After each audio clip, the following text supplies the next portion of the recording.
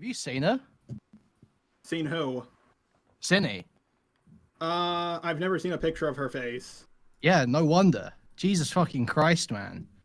Look, you're a predator, bro. You're preying on on the internet. Whoa, Queen, calm down, man. What the fuck, dude? Well, I'm a huge pedophile defender, as everyone knows. Okay, so there's one thing I can't stand. Okay, and that's seeing Jar here looking for vulnerable pedophiles online for him to. I said in the chat that like I can't masturbate. I don't want people knowing that.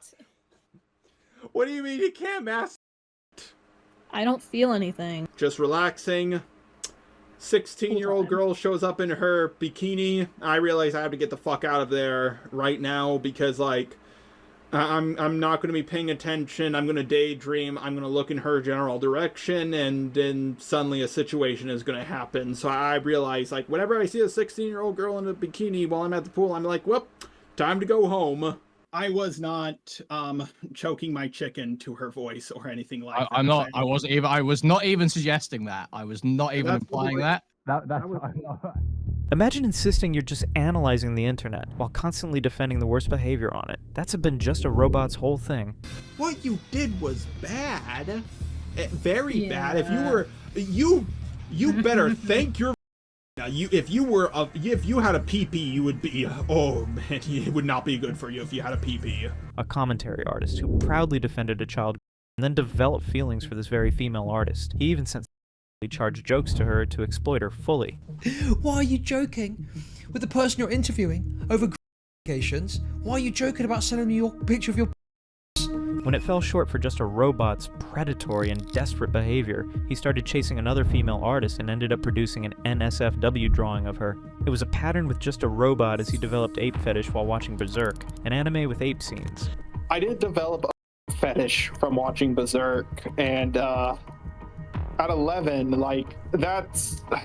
I'm not well-versed in this. I'm not a... Just a robot also pushed the boundaries and allegedly caused a person to unalive himself just because he wanted to. Then Jinx Drowned, a really popular person in the DeviantArt ranking community at the time, made a DeviantArt journal on me, saying that I nearly pushed Scorn into committing self. Now I know what you're all thinking. Huh? Who is Scorn? To understand how bad this got, we need to start with Jar's most infamous controversy, his public defense of an artist known as Synnibear, originally known as Cynthia, who was accused of minors, exchanging gorecorn and apecorn with them on Discord. The kid started it line was about how people said, oh, Cinny into being inappropriate, and it was like, no, Cinny didn't do that. That's all that line was supposed to be in reference to. Born on September 22nd, 2003, Synnibear03 also has a YouTube channel with over 500,000 subscribers, where she used to upload memes and animated videos, but not anymore. Her last video was posted in September 2024, and the comments under the video told the whole story. People called her out and mocked her for her predatory behavior towards minors. Some of them even dragged her for continuously deleting and re-uploading apology videos. Bro is going to be stuck in an endless cycle of posting and deleting apology videos. Say, Cinny, I heard you like me. The whole thing surfaced when Synnibear's victims came forward with the screenshots of their conversations with Synnibear. All of them were between 14 and 16 years, while Synnibear was 18 or above. Synnibear actually had a Discord server named Synnibear Fan Club, which was strictly 13+ as it was stated in the server rules. However, Synnibear herself didn't bat an eye at those rules because she was the owner and could do anything. Being 19 at the time, she ended up sharing an NSFW art in the art channel with the caption,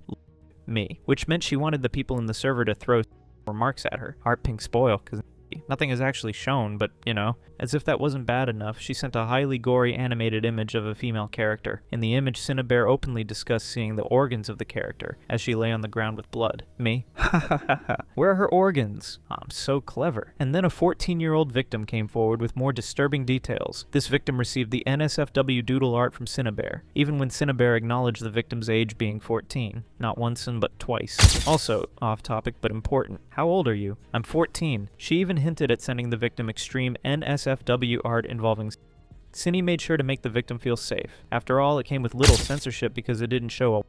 I can censor this. It says NM is going to share a shower with boy, very forcefully. Boy doesn't him or anything, but NM is really upset about the idea, obviously. Boy keeps touching him, forcing him against the wall, and if NM yells for help or says no, or refuses to comply, Boy would.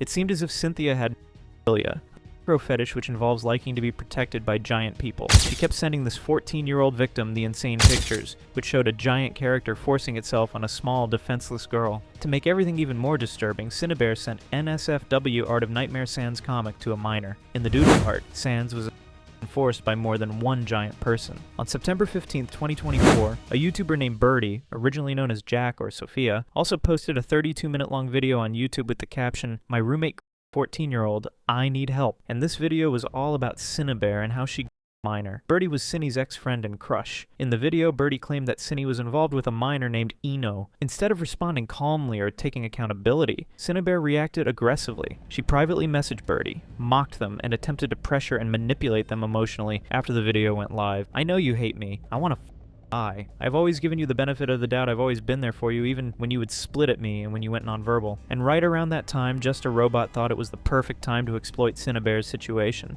As Synnibear was under extreme scrutiny for her questionable acts, Jar decided to make a video on her, debunking the accusations against her, which he didn't realize would turn out to be a bad idea for himself.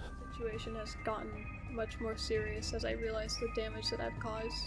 Another person in the Art CC has been outed as a bad person. Gee, that's surprisingly new. In other news, there's gonna be a sunrise tomorrow morning. He reached out to Synnibear, asking her to get into an interview with him. In the interview, he asked her questions about the whole situation, and later uploaded an hour-long interview on YouTube.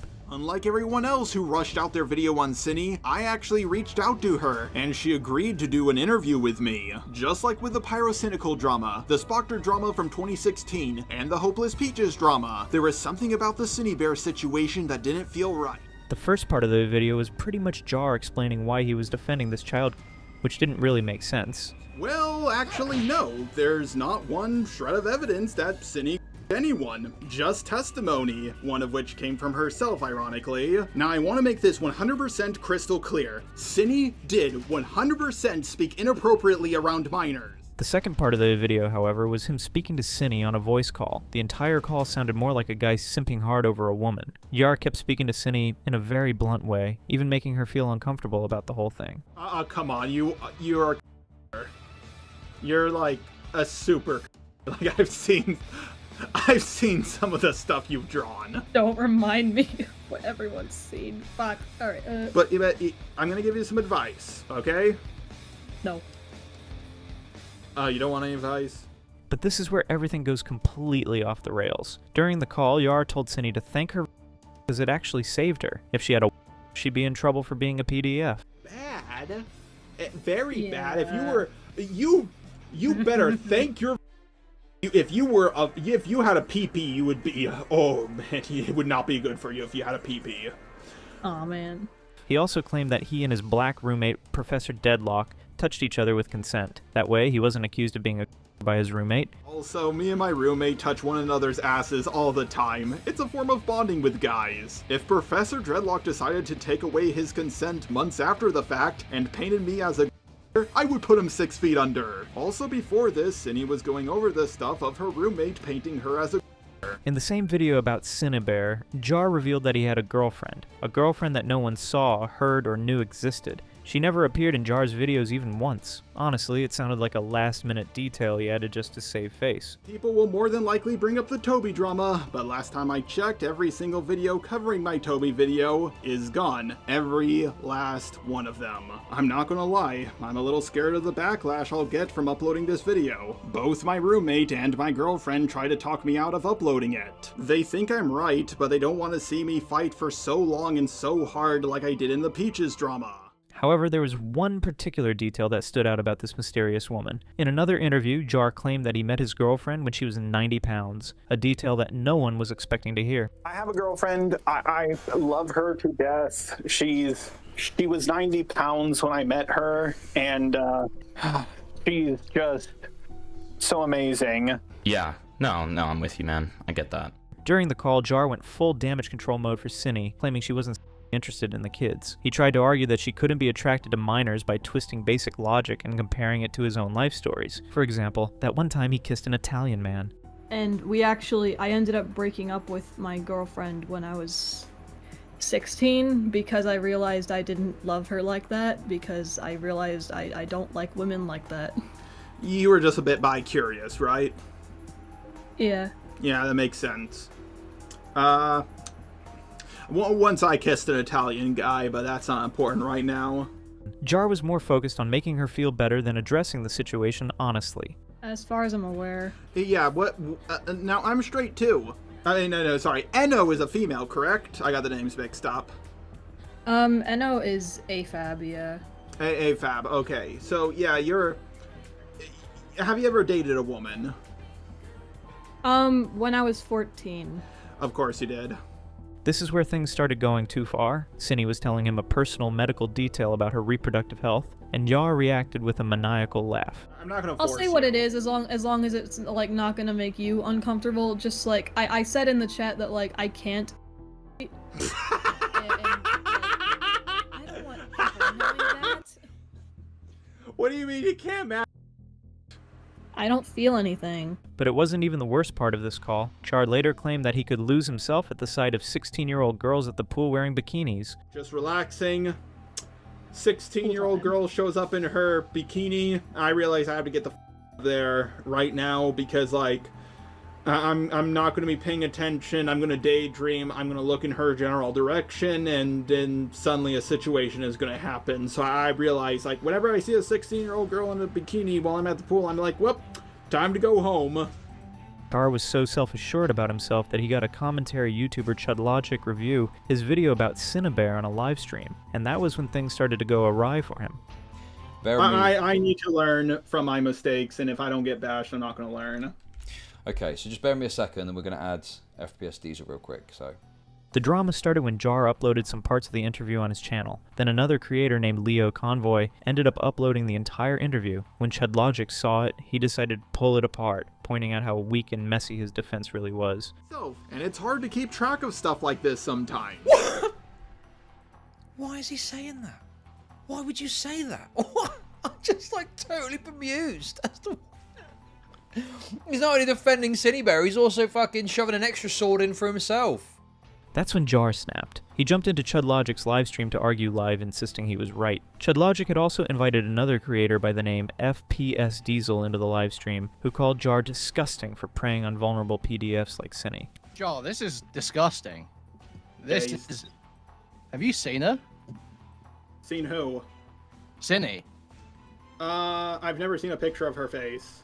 Yeah, no wonder. Jesus fucking Christ, man. Look, you're a predator, bro. You're preying on on the internet. Whoa, it's disgusting. calm down, man. What the fuck, dude? Well, I'm a huge pedophile defender, as everyone knows. Okay, so there's one thing I can't stand. Okay, and that's seeing Jar here looking for vulnerable files online for him to. When asked if he was interested in Synni, Yar responded with what was expected from him. He claimed that he was attracted to Synnibear because, after all, she was a woman. But of course, I'm saying that as a straight male, of course I'm going to be attracted to a female. That's all I mean by that. I really should have been more careful with my wording there. And it didn't matter to him that she was a child. Then came the real problem. ChudLogic revealed he had Jar's private messages with Synni. I'm not going to put you through the messages. They are very bad, and I'd recommend you review them. However, all right, Mr. Robot, I hold all the keys. I hold all the cards. And I have another thing to put to you.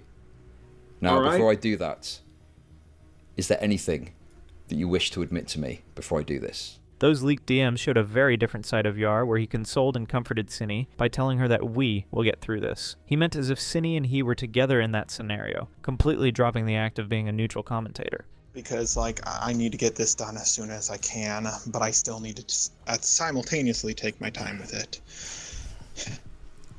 Just keep your channel up and keep your spirits up as well, because we will get out of this. From there, it only got more embarrassing as he started making suggestive jokes towards her. He asked Synni if she wanted to see his followed by him sharing the picture of a rooster. This made the whole situation even more cringy. In one of their private chats, Synni even sent Jar an infographic explaining how works, an image Jar later used in his own video, without much self-awareness. Not long after that, things crossed into even stranger territory. And the sent him the screenshot that he used in the video to talk about.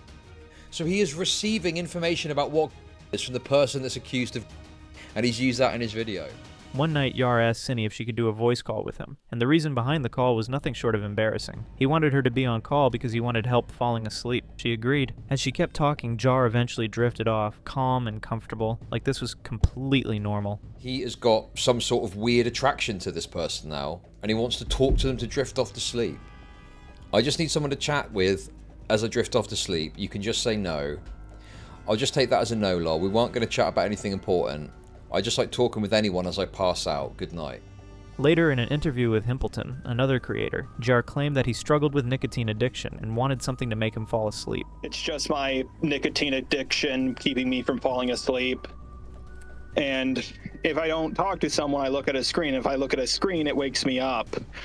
And like I need total darkness. I even have like black. Of course, there were speculations that Jar might be her voice, but he immediately reassured several times that he wasn't doing anything inappropriate. I was not choking my chicken to her voice or anything like that. I was not even suggesting that. I was not even implying that. Months later, everything Yar tried to keep hidden started spilling out. Leaked messages, awkward personal details, and embarrassing stories surfaced one after another, each one chipping away at the image he had carefully built online. To understand how it got this far, it helps to look at where he came from. Just a robot, originally known as Luke Austin Manley, was born on December 9th, 1994, in San Diego, California. He grew up in a strict conservative Christian household. I was born into an extremely religious household. My mother was a super hardcore Christian. So hardcore, it's the only aspect of her personality. Every time she calls me or texts me, it's always about the Bible. And my dad was a lot like Hank Hill, but he had even less personality somehow. And has openly said he struggles with autism and dyslexia. This as an excuse, but just as an explanation. I'm not saying this completely means what I'm doing is okay. But not only do I have autism and dyslexia, so the communication between people, especially through text, is horrible. According to Jar himself, these challenges affected his social skills, personal relationships, and even how he approached content creation. I'm an introvert now, but I definitely wanted to be an outrovert. But thanks to my parents keeping me isolated for so long, it took a toll on my mental health. I ignored it at first. I thought, aw, come on, everybody feels this way. Jar started his first YouTube channel by the name Just a Robot in 2013. His first video was uploaded on October 15th, 2015, with the title Commentary on Interview with Luke Montgomery, the director of Potty Mouth Princess. Princess in distress! Very delightful. I am not here to talk about it, mainly because too many people covered it already. According to the description, the channel is all about commentaries on political and social videos. So yes, Jar is an American commentary YouTuber using a robot still picture and robot voice filter. Jar now has around 92,000 subscribers on this channel, but he rarely uploads any videos on it. In 2015, he created a second channel under the same name. This one took off much more, reaching around 186,000 subscribers, and it became his main focus. He had started his YouTube career by producing anti-SJW content, which meant social justice warrior, and then shifted towards art commentary, likely because he wasn't getting anything in return for anti-SJW content. From there, his channel became mostly about criticizing and mocking other creators. Many of the topics he covered had already been discussed by bigger commentary channels, and he rarely added anything new. Over time, his content gained a reputation for feeding drama rather than offering real analysis. Eventually, that constant drama caught up with him. Around 2020, Jar uploaded a video talking about his declining mental health and how he was about to unalive himself. And it wasn't just for anything. It occurred to him after his true self became visible to others. He was accused of being a PDF, giving death threats, and lying without any solid evidence. People feeling themselves. I think if I don't make it now, I'm never going to. Funny thing is, I used to mock people who were before I went through it myself. I used to say things like, the coward's way out. They don't think of the people they're leaving behind. They're so pathetic for not going on. But then I was myself, and I finally understood what a lot of these people are going through. What made this worse was that none of it was actually new. Even before his YouTube channel gained traction, Yar had already been surrounded by controversy. Back in 2014, just a year after starting YouTube, Char had created a DeviantArt account under the name Sea Author, and that era was nothing less a rollercoaster ride of dramas, which also dragged Sea Author through the mud with everyone else. While being on DA, Yar discovered that a YouTuber named I Hate Everything made a critique video where he mocked a fan art on DeviantArt. The fan art involved a pregnant Master Chief standing next to Arby or Arbiter, telling him that he was going to be a father. Just happened to get a glance of this. At this point in I Hate Everything's life, he had not witnessed anything so terrible, so he decided to comment. Congratulations for drawing the worst thing on DeviantArt.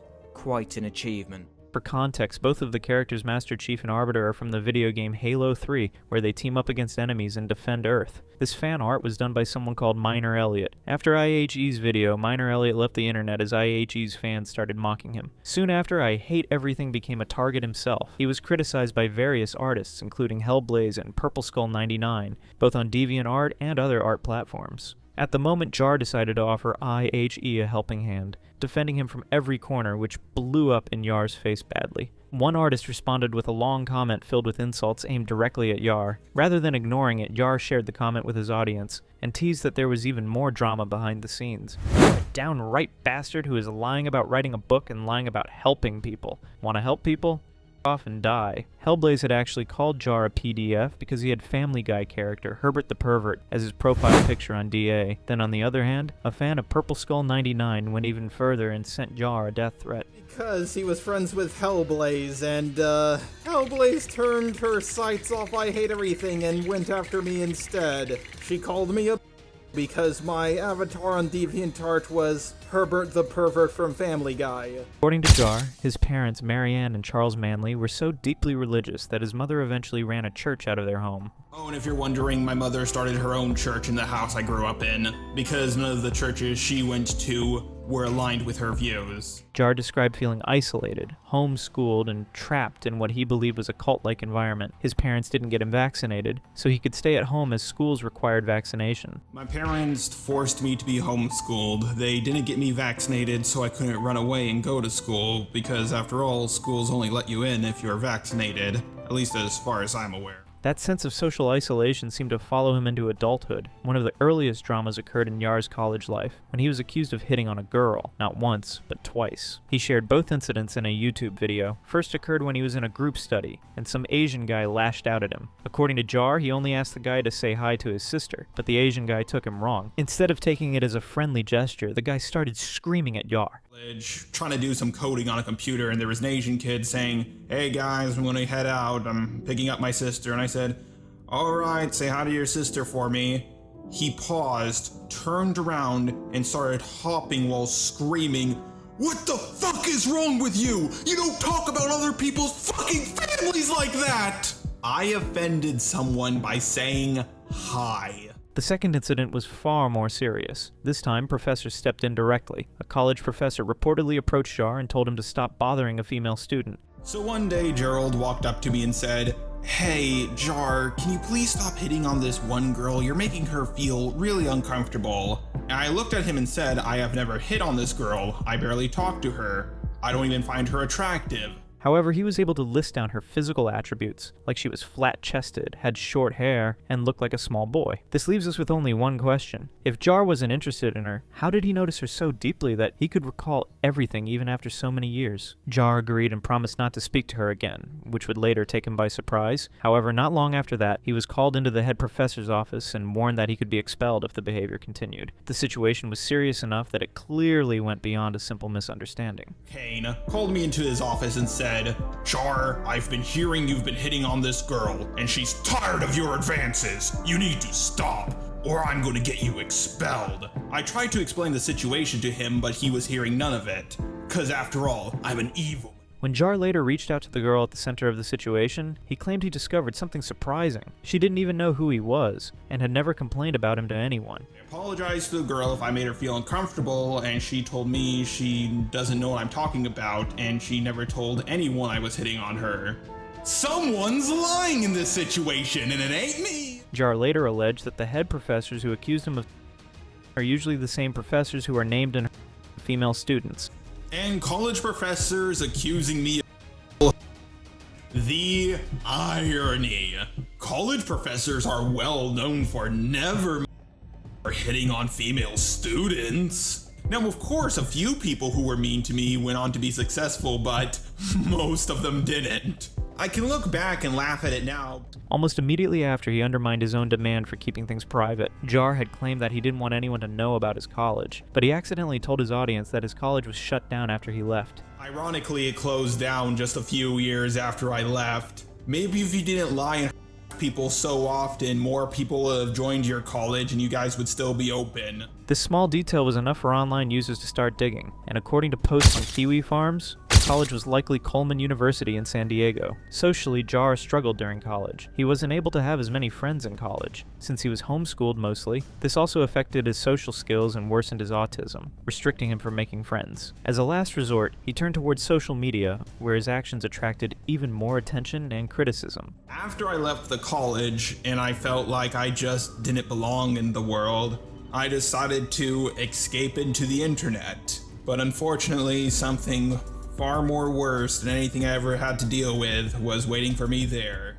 Around this time, far more disturbing allegations surfaced. Jar allegedly had a disturbing fetish, which was a fart fetish. One fine example of this fact was when Jar ended up dropping fart corn in a 15-year-old minor's DMs. It was an image of a white woman farting in a glass box with a black man in it. It wasn't just disturbing, but also seemed a bit racist on the side. At the time, Jar didn't bother to check the person's age. However, months later, he discovered that this person was 15 years old at the time he sent out the image, and it soon turned out that Jar didn't just have this fart kink. In an interview, he had claimed to have developed a gender-bent fetish at the age of 7 or 8 by watching Ranma 1/2, and an ape fetish when he watched Berserk. I developed a gender-bent fetish at like 7 or 8, but that's because I watched Ranma 1/2, and it developed early on. But like, I did develop a fetish from watching Berserk, and both of the shows are Japanese manga series with out-of-the-box stories. Ranma 1/2 has an open gender-bent background, showing a martial artist transitioning between male and female with just a splash of water, while Berserk has a dark story setting with a huge number of SA scenes in it, and you can tell why Jar functions the way he does. He is inspired by such anime from such a young age, but somehow that still wasn't the end of it. A bigger pattern came out where Jar ignored boundaries, warnings, and common sense. Jar was also named in someone's alleged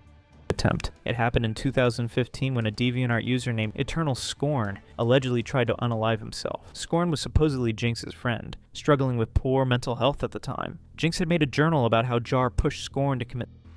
Scorn allegedly reached out to Jinx and claimed that he would end his life on Skype, and this is where it all gets a bit disturbing. According to the Kiwi Farms thread, Jinx claimed that Jar tried to intervene by forcing himself into their friend's circle. Through this, he managed to separate Scorn from his friend group, which resulted in him allegedly attempting. Seed author caused Eternal Scorn to commit. Jinx came up with a large number of posts detailing the same story, blaming Jar for Scorn's attempt. However, Scorn was able to survive the attempt and remained safe, though it turned out he failed his attempt. So I'm alright now. According to Jinx, Jar had insulted Scorn on Skype because he couldn't talk to one of his female friends on Skype. Jar, in response, claimed that Jinx was using Scorn to guilt-trip people like himself. He also doubted whether Scorn was a real person and whether he really attempted. Jar claimed that it was undeniable evidence, which means, according to him, Scorn wasn't a real person to begin with. I even checked 2 obituaries to see if this guy even existed, and guess what? I got no results. I don't even think Scorn existed, to be honest. I think these guys were just their sock puppet accounts. But in 2021, Jar realized that Scorn was in fact a real person, as he commented on Scorn DeviantArt's account. Just so you all know, I found out Scorn was a real person, but Jinx blamed me for his death, not him. He has nothing to be sorry for. At all, he most likely still doesn't know who I am. Some people, however, still thought Scorn was a fake profile since it had been inactive since 2015. From what I can gather, this is simply a fake account. No more, no less. If anyone wants to prove me wrong, then please feel free to do so. Interestingly, Scorn's last comment was on April 30th, 2015, responding to comments. Yet Jinx had posted about Scorn's death just a few days earlier, on April 26th. Alright then, I don't mind. Just means no videos from me. Scorn is dead. Scorn was so important to me, but I'm not sobbing. I'm sitting here feeling like this isn't real. The situation had pushed Jar towards the edge, and he ended up in a hospital. This was revealed in the chat logs between Jinx and Jar on Skype. In the messages, Jar claimed that Jinx had made a journal on him, blaming him for Scorn's death, and demanded that he apologize if he wanted it removed. They'll probably laugh at you. I hope you're proud of yourself, you selfish asswipe. I should have blocked you long ago, but I regret not doing it sooner. I am so angry at you right now. You have lost all your chances of ever gaining my respect at all. Oh no, not your respect. Not like I ever wanted it or anything. You can kiss your reputation goodbye, and now I can give it a hug and welcome it home. Because now you are known as a mortal. Around the same time, Jar suffered a panic attack, and another person reportedly threatened to themselves because of him. He also admitted that he had tried to take his own life, but of course this didn't prove that Yar was an innocent man trapped between some evil people. Jar explained that he had launched as just a robot persona on YouTube because he didn't want to share his identity with the world and his enemies. He also used a robot PNG and a robot voice filter to hide his autistic self. I picked the name Just a Robot, and they are all true, but the main reason why I picked a robot persona was so I could roboticize my voice. Oh, Rashid the Reactor. The saltiest reactor of them all. So that these people couldn't find me again. But it wasn't just about privacy. Hiding behind the robot, Jar felt he had free reign to be openly racist. By falsely claiming that he was black, Jar reportedly threw around racial slurs without concern, even directing them specifically at black men and women. Just a king! I decided to reveal my true colors. I, Just a Robot, am in fact black. And then Jar made a blunder, all while trying to hide his identity. He ended up making a video defending the Confederate flag. For context, Confederate flag is a symbol of Southern heritage and celebrating racism and white supremacy. To cut it short, it might seem like an offensive flag for some people. I just want to make something very clear. I am not a fan of the Confederate flag. However, I do think censoring it will make things worse. And I will be going over why in this video. Even though Jar had uploaded the video, he deleted it soon after. It was probably due to his realization that it could get him into hot water, but it seemed that he was never held accountable for his actions. Even later, he continued to call out black women in a disrespectful way. He was begging for me to explain how calling a black woman an ugly little black thing is racist. Oh my God. Wait, is that what he actually said? Because I've never heard the racism accusations. He did. It's bad. Oh my God.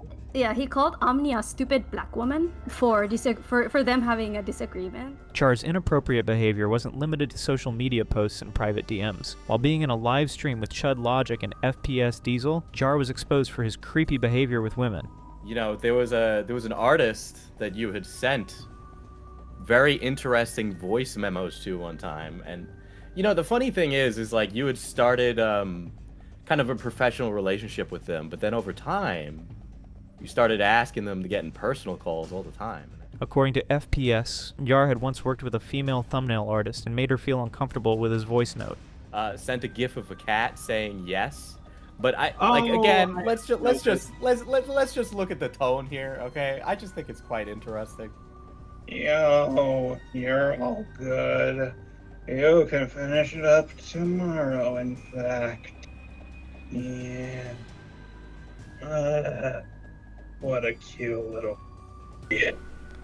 Yar, however, had come up with a senseless response, claiming that it was just his humor. He acted as if it were something normal. Yeah, I was talking about the cat. That, again, same with the... That's just my sense of humor. That's your... And it's not weird for you to be asking this artist for personal chats all the time and then sending messages like that? Like, it's appropriate? I guess it's not. I should probably work on that. The same pattern followed Jar into real life, and eventually caused problems at his workplace as well. In the same interview, he claimed that he couldn't keep a job for long because of his behavior. I knew that the way I joked around would eventually catch up to me. This is why I can't hold down a job, to be honest. And yep, this is finally out there.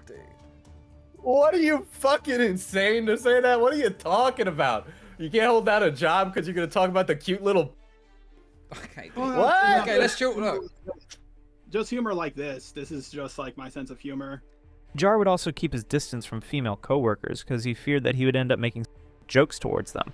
I've actually lost jobs because of this, making jokes like this. Sometime and after a while, I started avoiding female coworkers, and then I started avoiding coworkers altogether because I was just like, "What's wrong with me? What am I doing wrong?"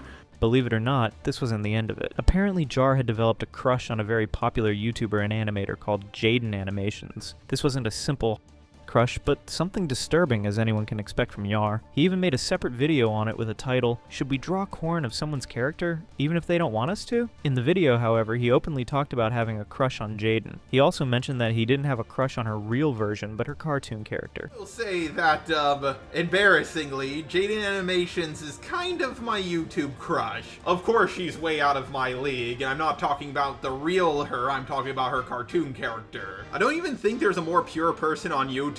Like, what controversies has Jaden even been in? Hell, James has been in more controversies than her. Obviously, I'm not the only one who has a crush on Jaden Animations. His crush expanded to the point that he went on to ask a 17-year-old artist to draw corn of Jaden's character. The artist himself revealed this as he detailed everything in a post. This artist wanted to get an AR role in Jar's Discord server. When he asked Jar about it in the voice chat, Jar responded creepily. According to the post, Jar first asked the artist to draw Jaden getting violated by Jar's robot character. I've admitted that Jaden Animations' cartoon is pretty hot, but like I have no people can make their avatar look like however they want. I'm not bald in real life. I'm actually pretty hairy. It's influenced you, hasn't it? You've looked at that little cartoon avatar and you've thought, I can protect that little cartoon avatar, and so you've gone and done I did that. not think that. I feel like you probably have, because you've admitted to having interest in this person you've never seen. They're just a disembodied female voice. He then makes a joke in a public voice call, drawing his OC violating stuff to Jaden Animations. I said I was 17. He then tried to backtrack. However, when he discovered that the artist was a minor, he took back his words. But then he came back with another disturbing request. He wanted the artist to draw Jaden's character in a suggestive pose, lifting her shirt. In exchange, Jar promised to give him an art role in his Discord server. He sent a link in my DMs to a Google search, Jaden Animation Corn. I thought this was okay and drew it for him the next day. The artist went through with it and sent the drawing. Jar responded with, "That's hot." The artist eventually got the art role and remained Yar's friend for about 4 years. Still, the artist later made it clear that the entire experience left him uncomfortable and disturbed. And this wasn't an isolated case. Yar's creepy behavior didn't stop with just one minor artist. The same occurred with a bunch of female artists at VidCon 2023. It all started with Spoctor video drama. For context, Spoctor was a former YouTube commentary artist. He had around 70,000 subscribers in 2018, which is an achievement given that he started his channel in late 2015. However, after 2018, his channel began to decline as controversies followed him. In 2023, another creator named Leo Convoy explained why. He released a video exposing Spoctor's dark past, including allegations that Spoctor had been involved with a 13-year-old girl in 2017 when he was 16, and had kept the girl's. Due to the girl's age, the photos were treated as child material. Yeah, I was like 16 when we around that time. She was 13. It's only a 3-year age gap. Her and I, we had a friendship, and we were very close friends. And so, naturally, because fucking how I acted back then, there's this fling that started, Since Jar had also been creating commentary videos on other creators' controversies, he also made a video on Spoctor's case. However, his thumbnail for the video raised eyebrows as many artists directly called him out. One of the artists were Mally Malware. This artist has over 29,000 subscribers on YouTube. Right before the VidCon, Jar revealed his video thumbnail on Twitter, and Molly replied to his post. In the thumbnail, Jar placed Spoctor's furry character with the caption, "I was just looking to get a cupcake. It will drop on Sunday before I level to see my parents before heading to VidCon." Molly replied to the tweet, asking Jar to change the wording because it didn't properly reflect the situation. What Molly didn't expect was Jar's response. Instead of addressing the concern directly, Yar took it as an opening to engage with her. I had seen that, and I replied to his thumbnail thing on Twitter being like, "Hey, this is fucking dumb. Don't imply someone is, as bad as EDP when they're not." Jar, my brother in Christ? What the fuck in that thumbnail? I'm as sore about Spoctor as the next person, but referencing a grown adult meeting up with a child is not the move. He responded to Molly's tweet and told her that he didn't use any sensitive words in it. However, if she wanted to give him any suggestions, she could hop on a friendly voice chat with him.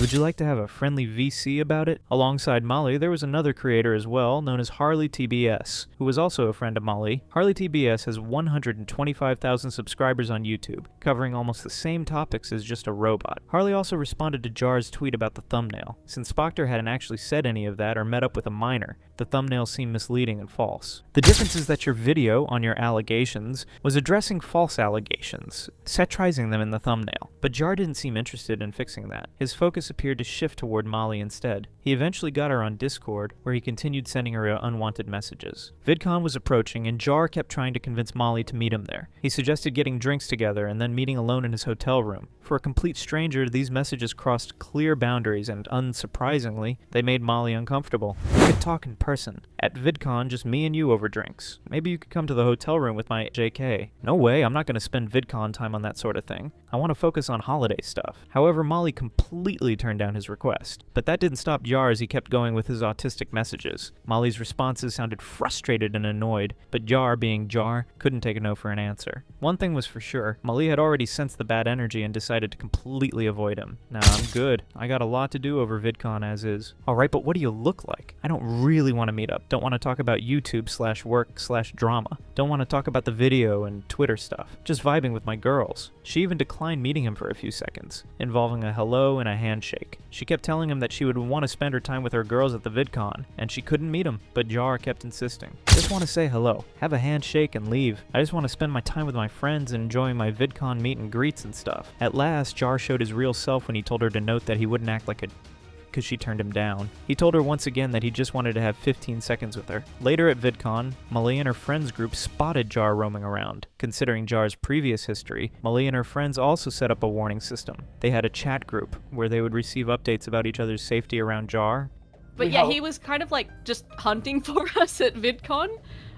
We did the girly thing. It's like we have the protection squad, so if someone spotted like anything Jar adjacent, they sent a group message being like, stay indoors. Jar also had an uncomfortable run-in with another female creator, Ponder. She had been helping watch out for Molly and her friends, and was tasked with alerting the group if she saw Jar. Eventually, Jar walked straight into her. At the time, Ponder was sitting outside the convention talking to an older woman. She casually mentioned her YouTube channel, and Jar, who was nearby, overheard it. He approached her and started talking. At first, she didn't realize who he was and even shook his hand. As soon as she realized who he was, she was left in shock. She shared her experience with Molly and others on Discord, but even after that, Jar still didn't back off. In the months that followed, he began speaking badly about Molly, claiming she disliked him only because he made a video criticizing Spoctor. He tried to make it seem like Molly was supporting Spoctor and his actions. Molly then reached out to him on Discord and asked him to stop defaming her in public. Hey Jar, here you are still talking mad shit in public, could you knock it the fuck off? I'm sick and tired of hearing about the nonsense coming out of your mouth, especially when we both know it's not true. Knock it off, man. In response, Jar sent her a long voice message in a Google Drive folder. In it, he ranted about how he had always wanted to talk things out with her in a voice chat and complained that she refused. He also claimed he didn't remember much of what he had said about her. I can tell you're stressed about this situation, and I am too. I've been dealing with ArtCC bullshit on and off for almost 10 years now. I don't think I said anything untrue about you, but I don't remember everything I've said in every single conversation I've been in.